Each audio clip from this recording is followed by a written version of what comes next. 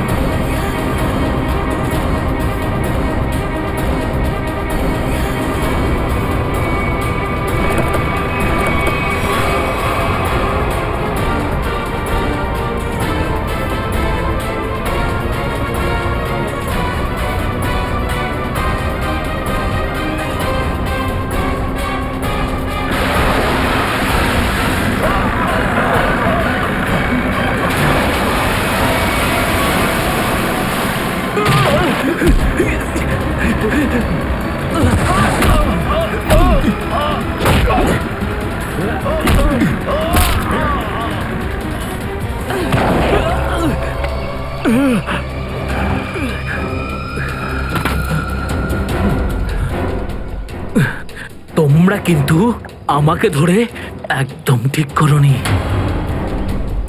তোমরা হয়তো জানো না যে আমার বস কে। আর বোধহয় তুইও জানিস না যে আমাদের বসকে, এসিপি প্রদ্যুমন, যার নাম শুনতেই তোর মতো মশারা ওরা ছাইয়ের মতো হাওয়ায় মিলিয়ে যায়। এবার বল, এত ড্রাগস আমাদের দেশে কোথা থেকে আনছিস? ড্রাগস? তোমাদের মনে হয় যে এই বক্সগুলোতে ড্রাগস আছে? তোমরা সিআইডির লোকেরা না যা খুশি ভেবে নাও। দেখো, গিফট আছে, গিফট আছে তোমাদের জন্য, যাও দেখো।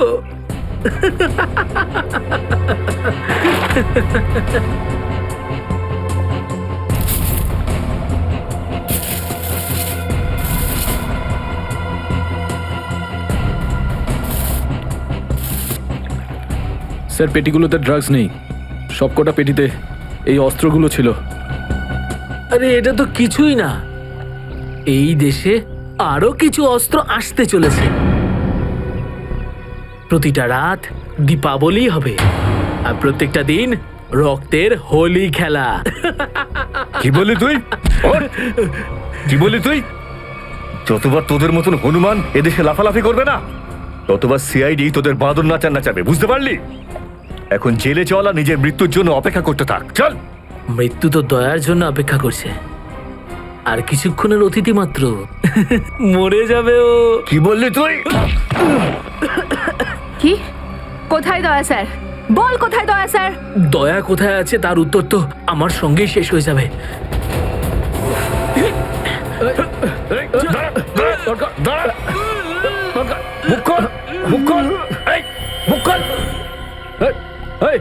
ও তো বিষের ক্যাপসুল খেয়ে ফেলেছে। দয়া স্যারের কাছে পৌঁছানোর শেষ রাস্তাটাও শেষ হয়ে গেল।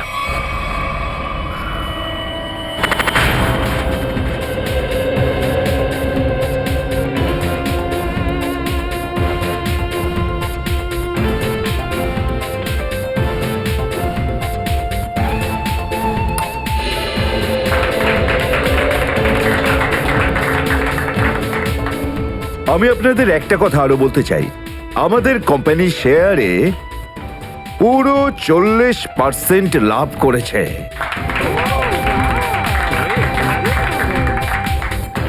One more thing my friend, এর মানে এই নয় যে আমরা ওভার কনফিডেন্ট হয়ে যাব। এর মানে হলো এই যে সাধারণ মানুষ আমাদের শেয়ারে ইনভেস্ট করে আমাদের প্রতি যে ভরসা দেখিয়েছেন সেটাকে আমাদের বজায় রাখতে হবে। এই বিশ্বাসটা বজায় রাখতে হবে। তোর বিশ্বাসের মর্যাদা তো আমি দেবো যখন রাত্রিবেলা ভয়ানক স্বপ্নে তুই আমাকে দেখবি। কে আপনি? ভেতরে কি করে এলে? সিকিউরিটি সিকিউরিটি তো সিকিউরিটির লোকেদের শুইয়ে আমি এখানে এসেছি। যদি আপনাদেরও শুতে হয় তাহলে এখানে বসে থাকুন, আর যদি বাঁচতে হয় তাহলে বাইরে বেরিয়ে যাও। আমার শোনো,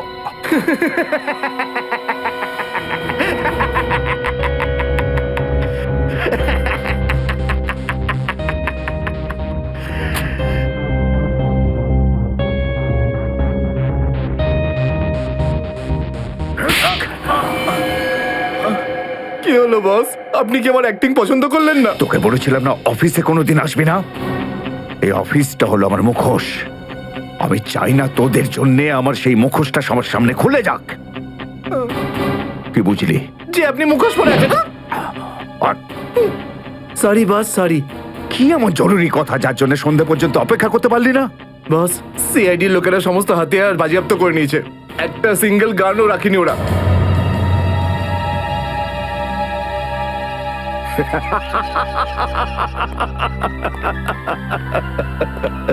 বস হাসছে কেন?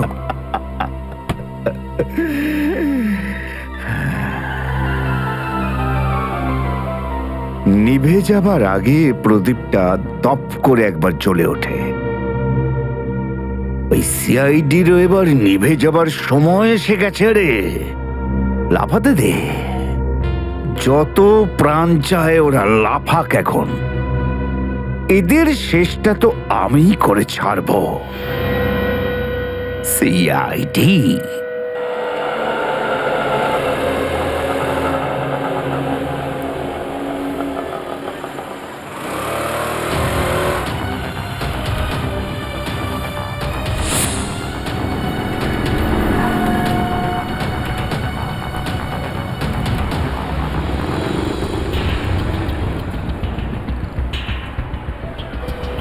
আচ্ছা, 311 নম্বর বাস এখান থেকে ছাড়ে না?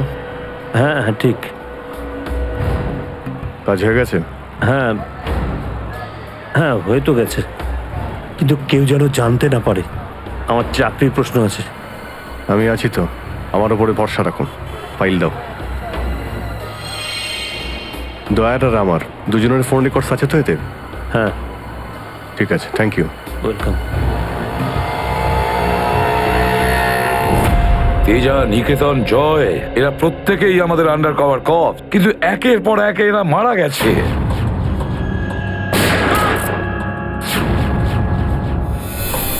আর তাছাড়াও একজন আন্ডার কভার অফিসারের স্ত্রী শান্তি, আর উনি নিজে গুলিবিদ্ধ হয়ে সুইসাইড করেছেন, আর আমরা কিচ্ছু করতে পারিনি। এসিডি প্রদ্যুমন, আমার মৃত্যু তোমার জীবনের একটা বোঝা হয়ে থাকবে। আর ওই অপরাধী যে আমাদের দয়ার কাছে নিয়ে যেতে পারতো, সেও মারা গেছে আমাদের অফিসারদের সামনে।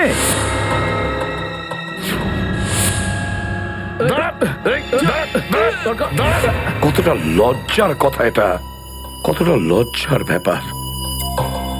স্যার, বুঝতে পারছি না আমার এই কথাটা বলা ঠিক হবে কিনা,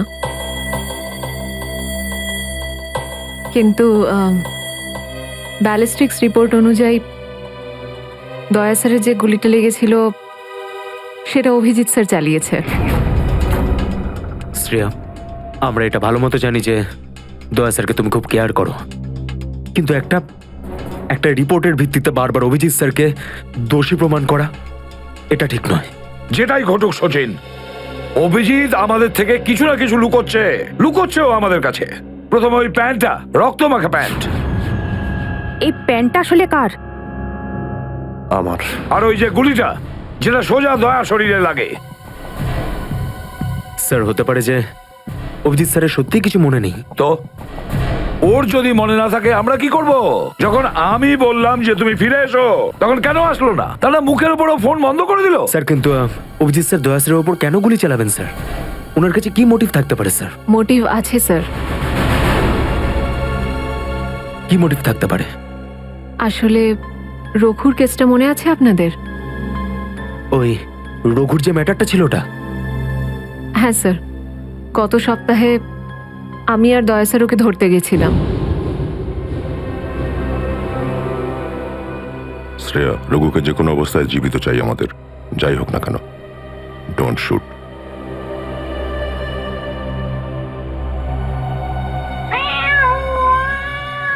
এই বেড়ালের আওয়াজ কোথা থেকে আসছে? আরে তাড়াতাড়ি যা, সব দুধ খেয়ে নেবে, তারা ওকে। ঠিক আছে, দাঁড়া, আমি দেখছি।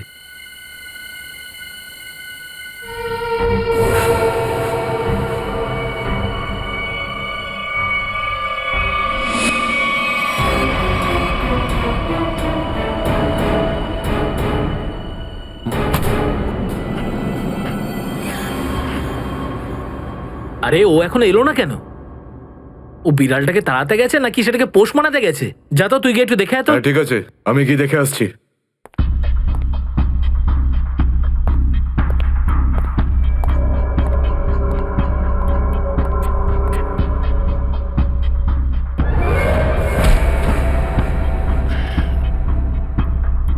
যে যাচ্ছে সে আর ফেরত আসছে না।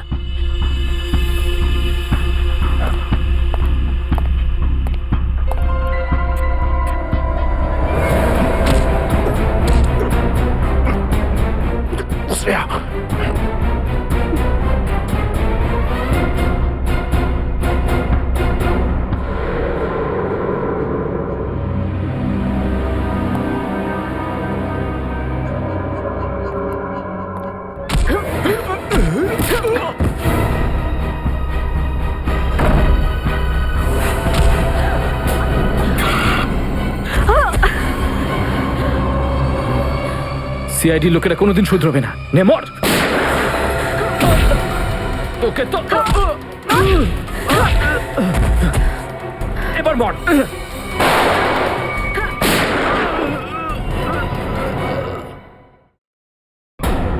শ্রেয়া,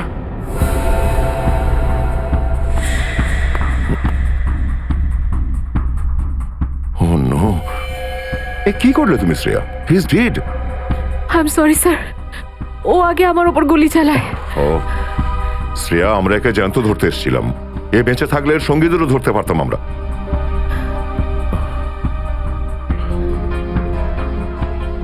স্যার, আমার সিআইডিতে থাকার যোগ্যতাই নেই। আই ডোন্ট ডিজার্ভ ইট। আমি এসিপি স্যারকে আমার রিজাইন দিয়ে দেব। এসব কি বলছো তুমি শ্রেয়া? হ্যাঁ, এসব কিচ্ছু করবে না তুমি। আমি জানি তুমি এই কাজটা জেনে বুঝে করোনি। কোনো ব্যাপার নয়, এমন হয় কখনো কখনো।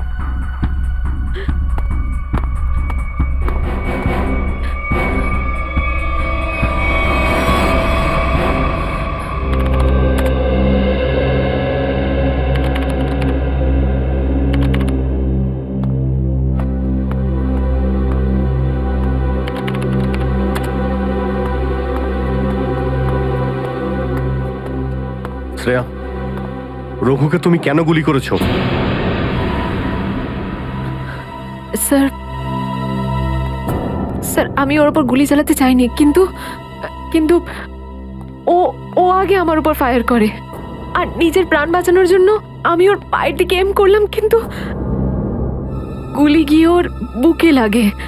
খুব বড় ভুল করেছো শ্রেয়া, খুব বড় ভুল করেছো। তোমার মতো একজন অফিসারের এরকম ভুল করা উচিতই হয়নি। I am very sorry sir. Sorry? 4-4টে গ্যাংকে আমরা শেষ করে দিতে পারতাম এই রঘুকে দিয়ে। জানি না তোমার জন্য কতজন নিরীহ মানুষ মারা যেতে পারে, আর রঘু ছাড়া আর কেউ নেই যে এই কাজে আমাদের সাহায্য করতে পারে। অভিজিৎ দেখো, আমি তো তোমাকে সরি বলেছি। বারবার ওই একই কথা কেন বলছো তুমি? কারণ দয়া আমার মাথা গরম হয়ে যাচ্ছে। সারা দিন রাত কষ্ট করে ইনফর্মারদের কাছ থেকে এক একটা প্রমাণ, এক একটা খবর আমি জোগাড় করেছিলাম। অনেক কষ্টে আমি রঘুর খোঁজ পেয়েছিলাম, কিন্তু কি লাভ হলো?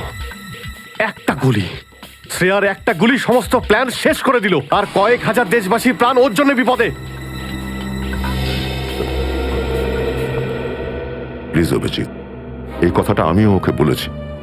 এই একই কথা বারবার বলে ওকে গিল্টি ফিল করালে রঘু কিন্তু ফিরে আসবে না আর। দয়া, তোমার মুখ থেকে সব আমি কি শুনছি? কোনোদিন তো তুমি এসব কথা বলতে না। তুমি বলতে না যে আসামিদের জীবন্ত ধরার জন্য যদি নিজেদের গুলি খেতে হয় তাও আমাদের পিছিয়ে যাওয়া উচিত নয়। হ্যাঁ অভিজিৎ, আমি এখনো এই কথাটা মানি। তো তুমি গুলি খেয়েছো, আমি গুলি খেয়েছি। যদি শ্রেয়া গুলি খেত তাহলে কি হতো? আজকে রঘু এখানে বসে আমাদের প্রশ্নের উত্তর দিত। গুলি কিন্তু শ্রেয়াও খেয়েছে অভিজিৎ। রঘুর মৃত্যুর জন্য ও দায়ী নয়। হ্যাঁ, একটা ভুল ওর।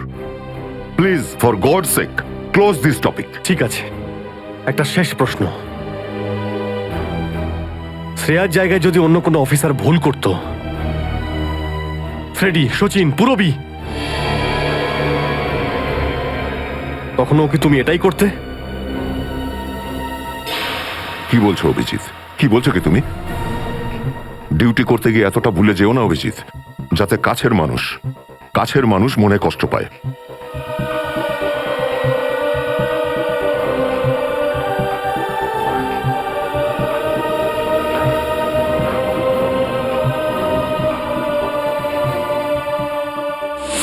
শ্রেয়া, এই ব্যাপারটা তুমি ভালো মতো জানো যে অভিজিৎ স্যার সবসময় সিআইডির ব্যাপারেই ভেবে এসেছেন।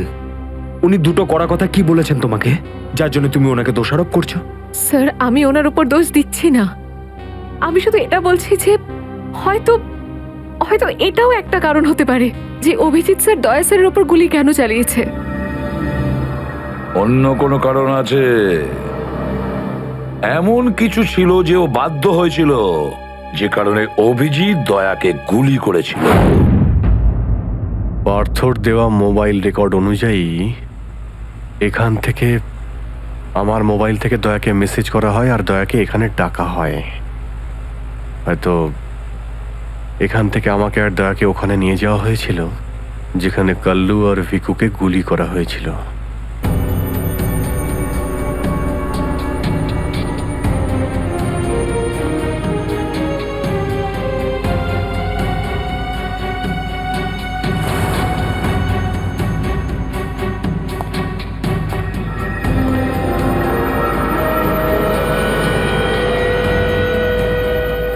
মনে হচ্ছে এখানেই হাতাহাতি হয়েছিল।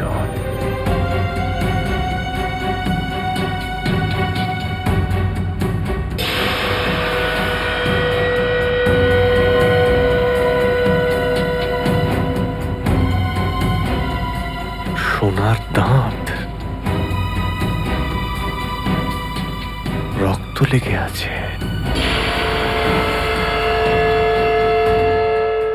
স্যার, আমার মনে হচ্ছে যে দয়া স্যার আর অভিজিৎ স্যারের মাঝে যে ঝামেলাটা চলছে ওটা রঘুর কেসটা নিয়ে চলছে না স্যার, বরং ওর হারিয়ে যাওয়ার ব্যাগটা নিয়ে চলছে।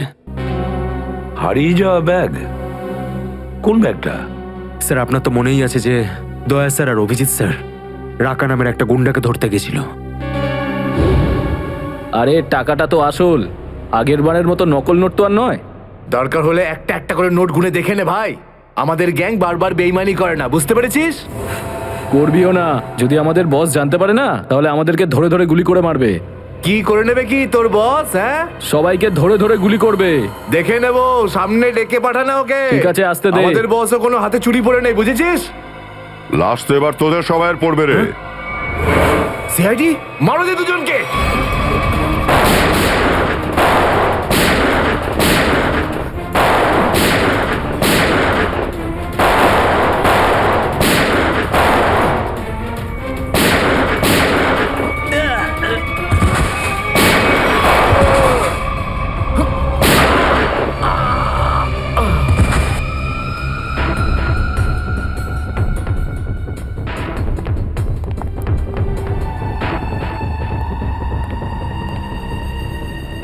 এ তো অনেক টাকা।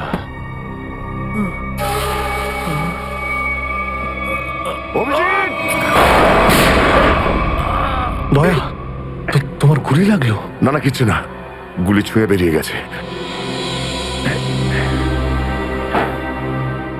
এবার ঠিক আছে, ঠিক লাগছে তো? আরে কি হলো, ব্যথা করছে?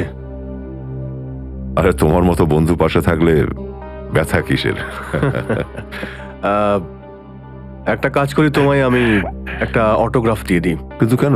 আরে ভাই, আমার নাম লিখে দিচ্ছি এখানে, অভিজিৎ। দেখবে ঘাটা খুব তাড়াতাড়ি শুকিয়ে যাবে। ছেলে মানুষই গেল না। চলো এবার বিউরো যেতে হবে। একদম এখন বিউরোতে নয়, তুমি বিশ্রাম নাও, সকালে বিউরোতে দেখা হবে। অভিজিৎ, আরে এটা টাকার ব্যাগ, বিউরোতে নিয়ে যাই চলো, না হলে এসিপি স্যার রাগ আরে না করবেন। না, চলো। আমি এসিপি স্যারের সঙ্গে কথা বলে নিচ্ছি, এখন অনেক অনেক রাত হয়ে গেছে, তুমি বিশ্রাম নাও। আমিও যাচ্ছি, কালকে বিউরো দেখা হচ্ছে। Thanks sir. Take care. Good night. Good night.